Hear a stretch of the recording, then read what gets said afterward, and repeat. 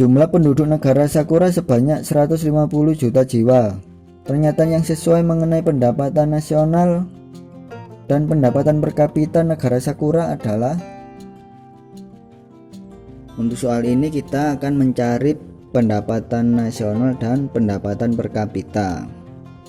Nah, pendapatan nasional ini kita mencari melalui pendekatan pendapatan yang rumusnya Y sama dengan R plus W plus I plus P.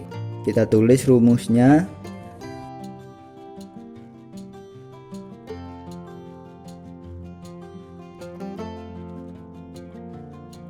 Kemudian kita masukkan angkanya.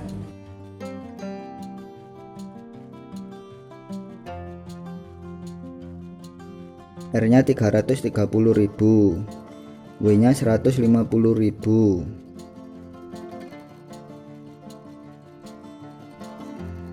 I-nya 250.000, P-nya 320.000.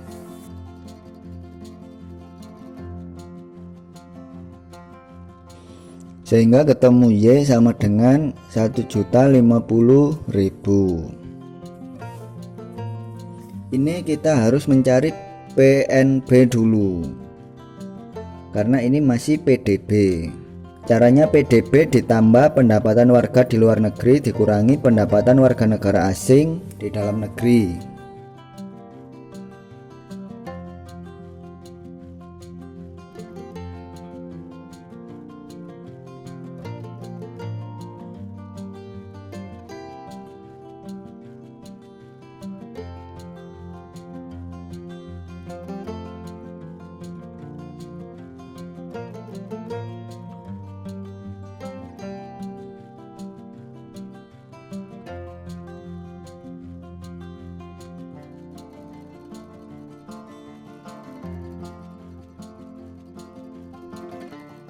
Sehingga ketemu PNB-nya 1.750.000.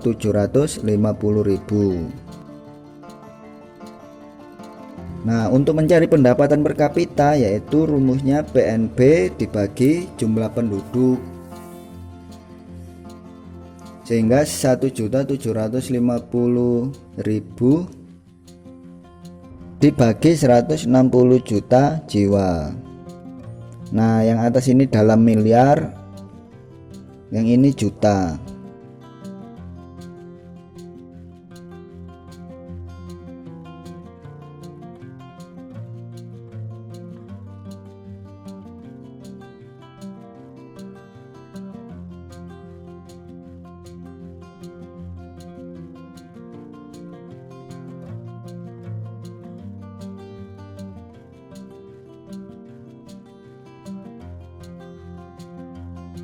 Sehingga hasilnya 10.937.500 US dollar.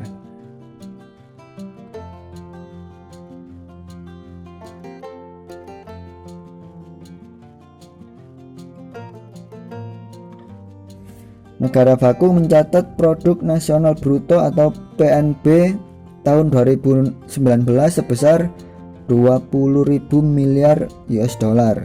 Penyusutan 1.500 miliar US dollar, subsidi pemerintah 12.000 miliar, laba ditahan 500 miliar, iuran asuransi 20 miliar, dan pendapatan nasional neto itu 25.000 miliar.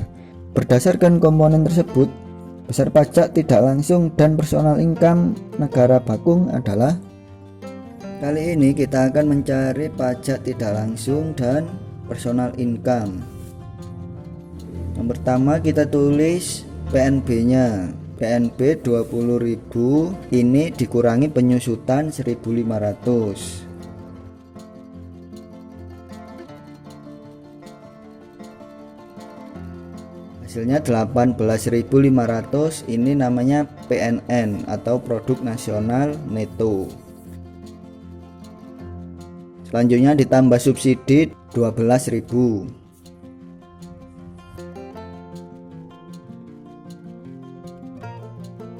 sama dengan 30.500. Nah, ini dikurangi PNN atau pendapatan nasional neto 25.000.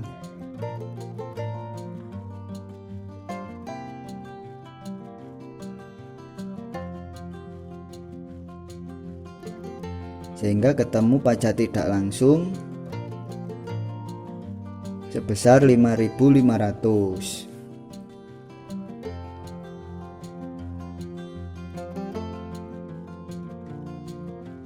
Nah, untuk PI itu rumusnya PI sama dengan PNN dikurangi dalam kurung laba ditahan plus iuran asuransi.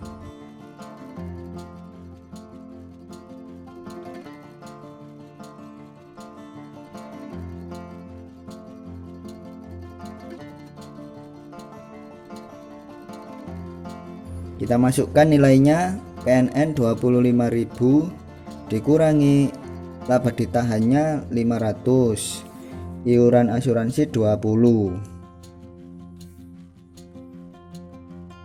sehingga 25.000 dikurangi 520, hasilnya 24.480.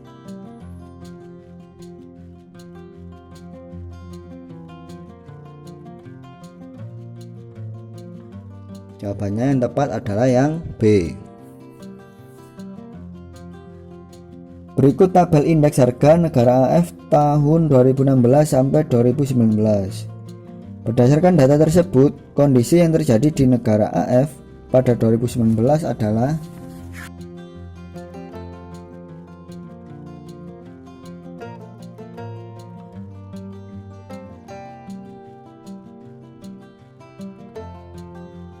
langkah yang pertama, kita mencari laju inflasinya dulu.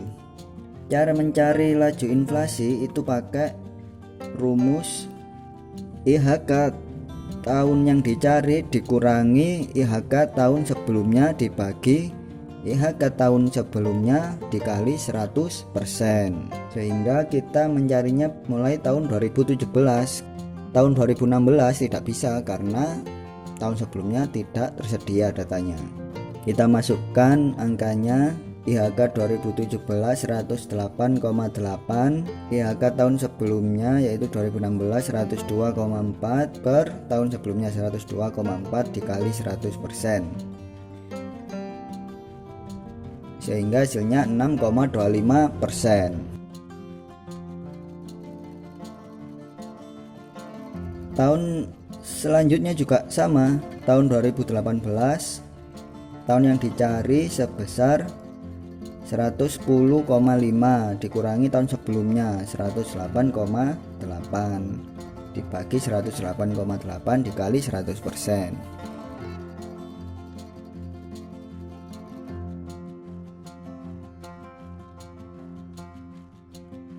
hasilnya 1,56%. IHK 2009 juga sama caranya.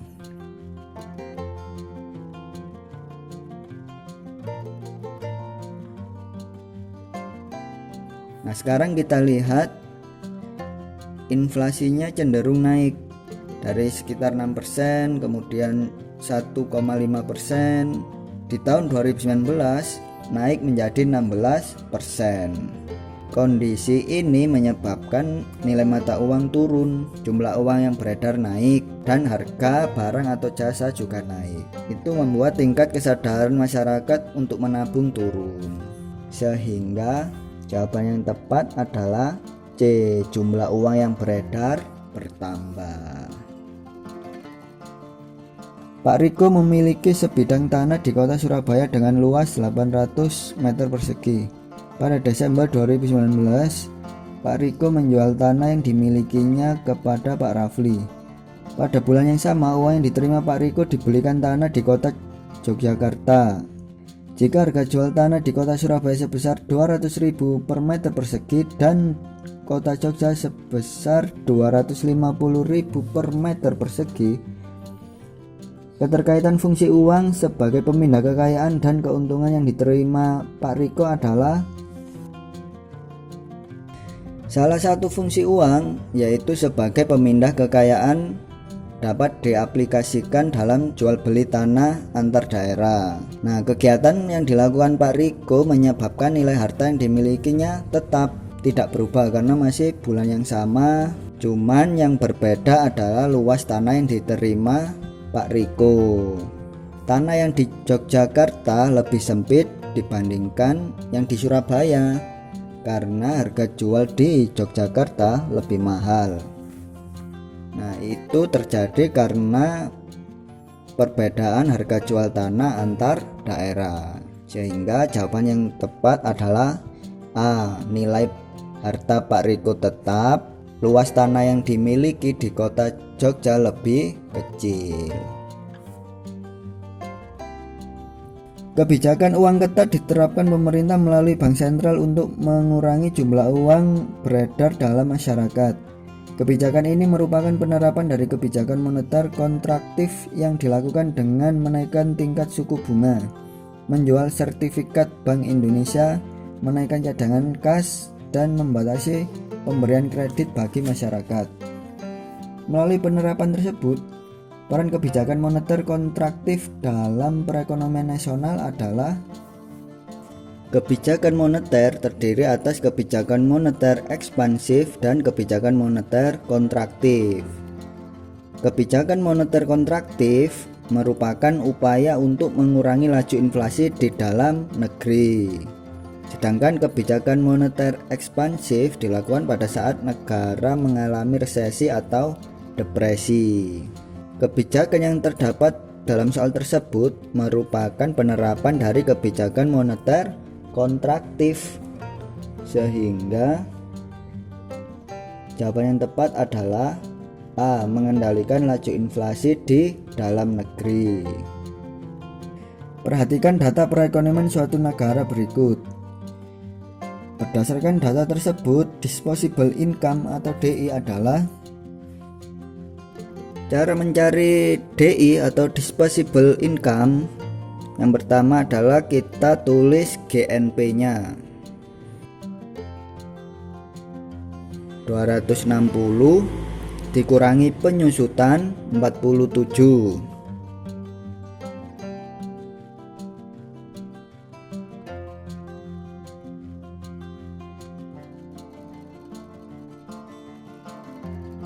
Nah, ini namanya PNN. 213 dikurangi pajak tidak langsung 75, hasilnya 138. Ini namanya NNI.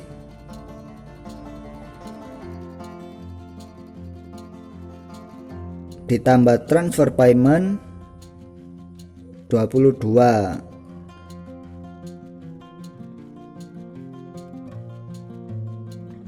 $160.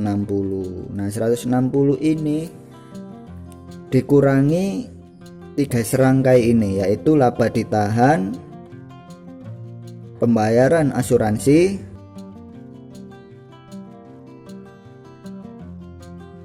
dan pajak perseroan, masing-masing 5, 14, 31.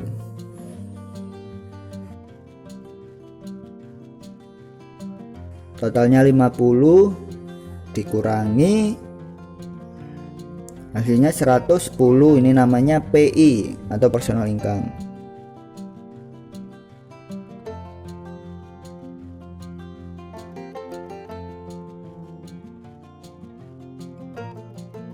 Dikurangi pajak langsung 12, sehingga ketemu disposable income yaitu 98.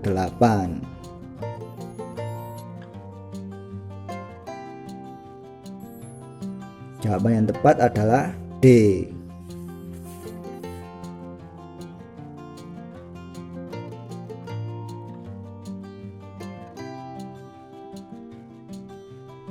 Perhatikan kegiatan lembaga keuangan perbankan berikut. Kegiatan bank sentral ditunjukkan oleh angka. Tugas bank sentral dalam perekonomian sebagai bank sirkulasi atau memelihara kestabilan nilai rupiah dan menjaga kelancaran sistem pembayaran. Agar dapat menjalankan tugas tersebut, bank sentral memberi pinjaman bagi pemerintah dan menerbitkan uang kartal. Sekarang kita lihat jawabannya. Menerbitkan uang giral, ini tugas bank umum. Menerbitkan uang kartal, nah ini bank sentral. Menyalurkan dana kepada masyarakat berupa kredit, nah ini bank umum. Mengatur instrumen sistem pembayaran, ini bank sentral. Memelihara kestabilan nilai rupiah, ini juga bank sentral. Jadi jawabannya yang tepat adalah yang D.